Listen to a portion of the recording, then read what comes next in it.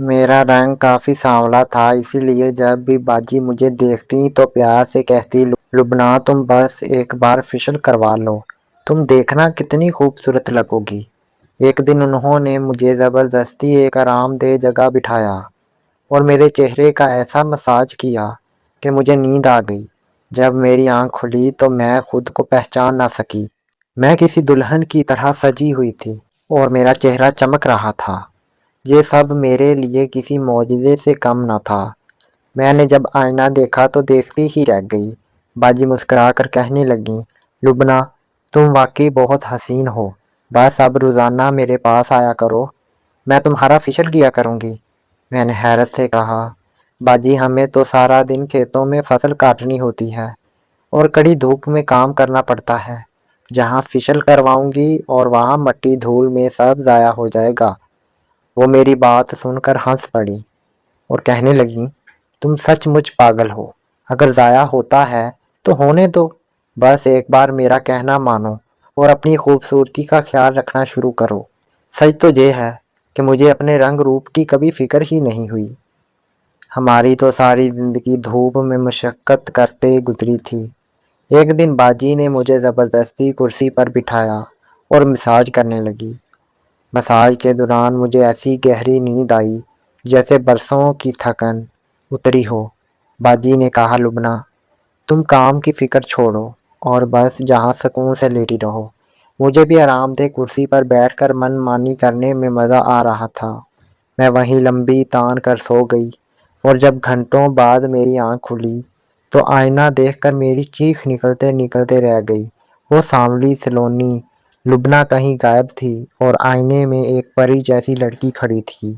मैंने खुशी खुशी घर जाकर अम्मा को सब बताया।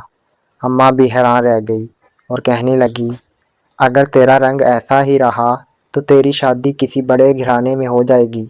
अगले दिन मेरा चेहरा चौदहवीं के चांद की तरह चमक रहा था, मगर जैसे ही मैं काम पर पहुंची मेरी बहन ने टोका, अपनी शक्ल तो देख, ऐसा लगता है जैसे चेहरा झुलस गया हो। मैंने आईना देखा तो मेरा पूरा चेहरा नीला पड़ा हुआ था। मुझे बाजी पर शदीद गुस्सा आया, मगर बाजी ने मुझे फिर अपनी बातों में फंसा लिया।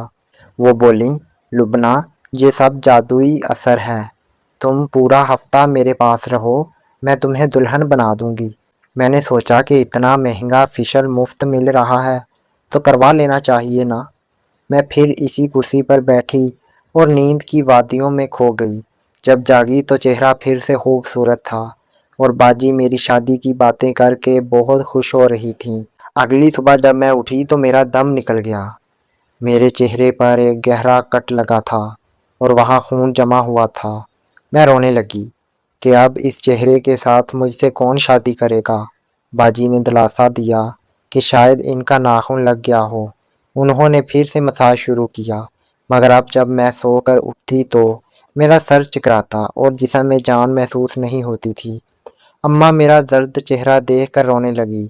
लुबना तेरा रंग ऐसा पीला क्यों है, जैसे जिस्म में खून का कतरा भी ना रहा हो। बाजी के इसरार पर अम्मा ने मुझे फिर इनके घर भेज दिया। वहाँ फिर वही मसाज और वही गहरी नींद। मगर इस बार जब मेरी आंख खुली तो बाजी वहाँ नहीं थी। मेरी नज़र अचानक पार्लर में लगे एक छोटे से कैमरे पर पड़ी। मैंने हिम्मत जमा की और दूसरे कमरे में जाकर कंप्यूटर पर पिछले चंद घंटों की रिकॉर्डिंग चलाई। स्क्रीन पर जो कुछ नज़र आया उसे देखकर मेरी रूह कांप उठी। मैं कुर्सी पर बेहोश पड़ी थी और बाजी एक सुई के जरिए मेरे चेहरे से खून निकाल कर एक बर्तन में जमा कर रही थी। वो होलनाक मंजर देखकर मेरा खून खुश्क हो गया। मैं उल्टे कदमों वहां से भागी और घर पहुंचकर रोते हुए अम्मा को सब सच बता दिया। हम फौरन एक अल्लाह वाले बुजुर्ग के पास गए, जिन्होंने बताया कि बेटी तुम पर काला जादू किया जा रहा है ताकि किसी के काम और कारोबार में शैतानी तरीकों से बरकत लाई जा सके। उन्होंने हमें सूरह रहमान पढ़कर पानी पर दम करके पीने का मशवरा दिया। अगली सुबह मैं हिम्मत जमा करके बाजी के घर पहुंची और सीधा उनकी आंखों में आंखें डालकर सवाल किया, बाजी आपने मेरे साथ ऐसा क्यों किया? मैंने कैमरे की स्क्रीन पर आपकी सारी हकीकत देख ली है।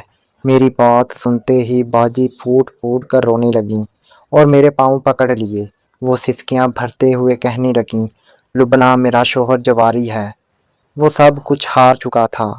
मेरे बच्चे भूख से तड़प रहे थे और घर में फाके थे। किसी ने मुझे इस शैतानी अमल के बारे में बताया था कि अगर किसी मासूम लड़की का खून निकाल कर इस खास प्याले में रख कर अमल करोगी तो तुम्हारा पार्लर खूब चलने लगेगा। मैंने सिर्फ अपनी मजबूरी में ये सब किया।